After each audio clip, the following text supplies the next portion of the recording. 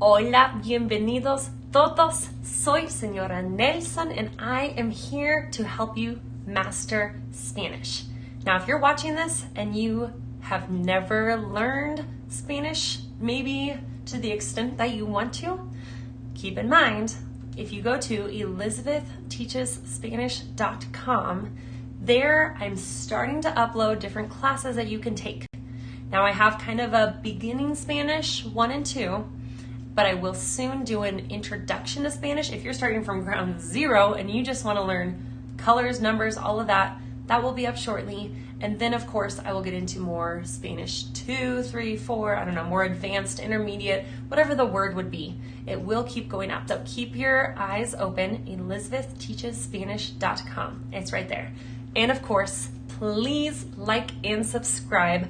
I don't know why, but it really helps. So please do it. I really just want to help you and help others truly be able to master the Spanish language, because there's nothing more beautiful than connecting with other people through communication. I read once, if you speak to someone in their second language, you speak to their intellect. But if you speak to someone in their first language, you speak to their soul. And it, in my experience, is so true, which is why I really want to take your 2 years of foreign language and create something into a mastery where you can truly connect with other people of mankind and really create connections via a language. Entonces, hoy yo tengo some tips that are sumamente importante, because this might be the biggest, I think the first tip was the biggest tip. This is the biggest tip. Y no se trata de español. It has nothing to do with actually learning Spanish, and it has everything to do with you. So are you ready? I'm going to really, I don't know. You might walk away offended. You might walk away scared. You might walk away apprehensive, but this is one of the best things that you need to do for yourself in order to truly master Spanish or any other foreign language that you're trying to learn. Are you ready? My master Spanish tip of the day is let go of your inhibition. Take risks. Do not feel like you look silly, you look like a fool, this looks dumb. You really need to let go of all of your apprehension, of all of your fear, and you really need to try, and you need to take risks. Everyone says, and I think I've talked about this before, but everyone says, oh, I'm too old to learn Spanish. I've always wanted to, I'm just too old. Oh, when I was young, oh, if I would have learned sooner, and oh, if I would have done, there's always excuses, right? The truth of the matter is, and I got my degree in not only Spanish, but also bilingual education and ESL education. And so my entire degree is on the human brain and how it learns foreign languages or its first language, all of it. And the truth of the matter is, anyone at any age can fluently learn another language. Now, accent is, you have to start hearing words prepubescent years. But we won't worry about the accent. Let's look at the language. Any year. You could be 7, you could be 17, you could be 87. It does not matter. You can fluently learn a foreign language. Now, I have taught from 2nd grade to seniors in high school.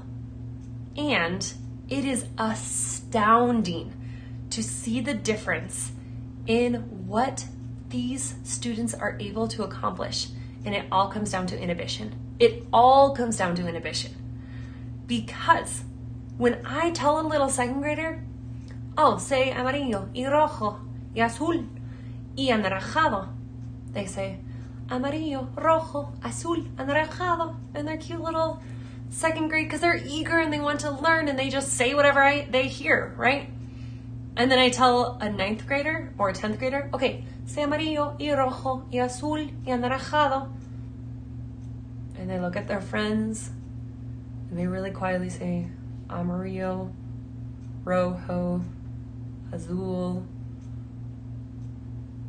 I can't say the last one. I can't say that. There is no difference in the intellect. Well, there should be a very big difference in the intellect of a second grader and a ninth grader. But the ninth grader lost the opportunity for their tongue and their brain to connect and to create something beautiful and something new and to get in the habit of a completely different pronunciation and a completely different language. They lost that opportunity simply because they were all too aware of the people next to them and they were all too nervous about sounding silly and sounding like a fool and being made fun of, which is a genuine fear, and I get it. But that is going to hinder you from truly mastering the Spanish language. And especially those of you who want an authentic accent, one, it does come down to your ear needs to hear it, and the younger the better. But your tongue also needs to get involved and practice.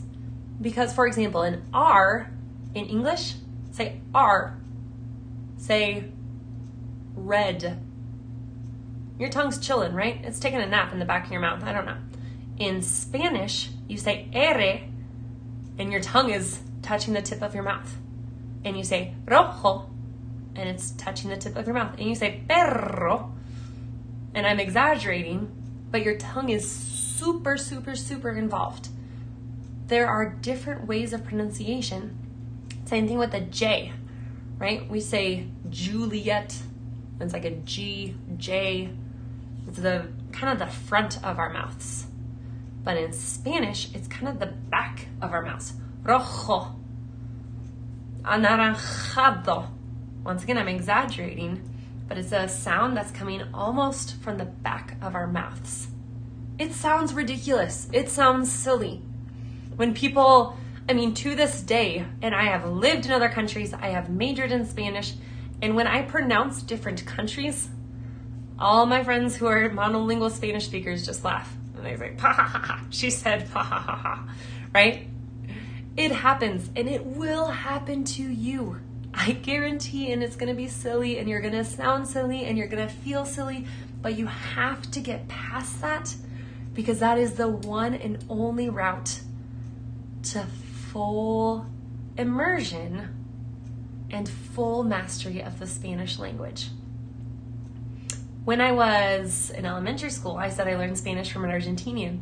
My little brother went to the same school. And so since kindergarten, he was hearing Spanish from an Argentinian. And I remember he said some R word, but it sounded like an L. I was like, oh, that's interesting. Like if he was saying rojo, he was saying lojo. I was like, oh, that's weird. It's because he was hearing his teacher say rojo with her tongue being involved. It was just like our L, lojo. It's very interesting when you get rid of inhibitions, because if I have a ninth grader look at rojo, right? They know their R's and they know their H's, which would be the equivalent of a Spanish J, and they want to stay inside their box of safety and comfort and what is lo que conocen, what is comfortable, lo que están acostumbrados de decir, and they miss out on the opportunity to start to correctly pronounce. So, one of the biggest things that you can do for yourself is allow yourself to feel silly, to be silly, to have others maybe laugh at you, but to really take those risks in pronouncing, in saying what is truly the Spanish language. And what better time than now, ¿verdad? Let's practice. Repeat after me. Rojo. Rojo. Amarillo. Amarillo. I even have an R there. Your tongue should be touching the tip of your mouth. Amarillo. Azul. Now, if you're taking my Spanish class, I'm going to go through all the pronunciation, but remember azul has a U, that's pronounced U, azul. So it's like you're saying ooh, ooh, azul, azul.